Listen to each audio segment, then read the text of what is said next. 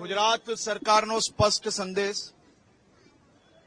દીકરીઓ કે બહેનો પર હુમલો એટલે જીવનનો અંત।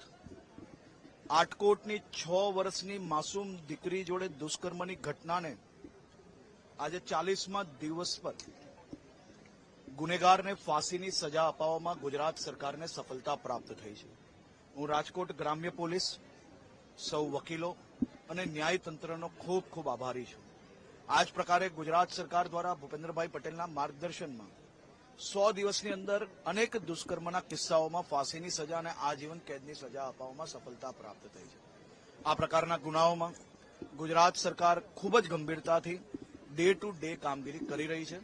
આવનારા દિવસોમાં આ પ્રકારના જે પેન્ડિંગ કેસીસ છે એની ઉપર બી ડે ટુ ડે કામગીરી કરવા માટે ગુજરાત સરકારનો સંકલ્પ છે।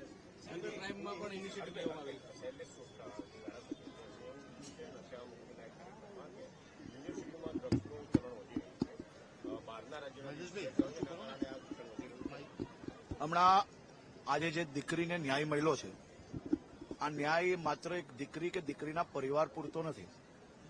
રાજ્યની બધી માતાઓ બહેનો માટે ખાસ કરીને આજે ખૂબ સંતોષ મનમાં હશે, આ બધી જ માતાઓના મનમાં, કે માત્ર 40 દિવસની અંદર ન્યાય અપાવ્યો અને એ બી રાજ્ય સરકાર દ્વારા ગંભીરતાપૂર્વક ડે ટુ ડે કામગીરીને ફોલોઅપ કરી અને આ ન્યાય આજે પ્રાપ્ત થયો છે।